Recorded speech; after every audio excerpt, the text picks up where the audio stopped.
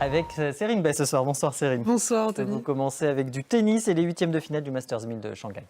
Oui, après cette victoire hier d'Arthur Rinderknecht, je vous annonce aujourd'hui la défaite d'un autre Français, Giovanni Mpetshi-Perricard, a été battu tout à l'heure par le numéro 11 mondial Holger Rune.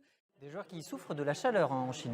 Oui, ils s'en sont beaucoup plaints. D'ailleurs, il y a même eu quelques incidents en lien avec la canicule. Yannick Sinner a dû abandonner en plein milieu de match il y a 2 jours après des crampes à la jambe. Emma Raducanu a souffert de fatigue, elle était proche du malaise. Elle aussi a d'ailleurs dû abandonner. Novak Djokovic a vomi dimanche et tout à l'heure, il jouait sous 30 degrés. Chez les femmes, Naomi Osaka a réussi son entrée en lice au WTA 1000 de Wuhan. Oui, et pas sans difficulté, elle affrontait la Canadienne Leila Fernandez. La Japonaise a concédé le premier set, 4-6, avant de remporter les 2 suivants.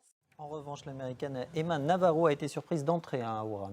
Oui, surprise par la Chinoise Zhang Shuai qui joue à domicile. La joueuse de 36 ans a remporté le match en 3-7, 6-2, 2-6, 6-3.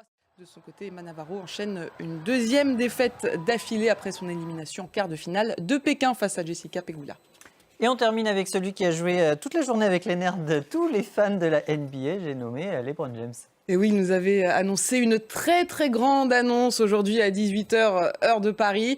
Alors forcément, on s'attendait à l'annonce de sa retraite. Vous aussi, vous y attendiez, Anthony. Soyez honnête.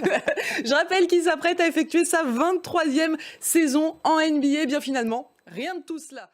Merci beaucoup, Serine, Merci, pour Anthony. ce journal des sports. Vous restez avec nous.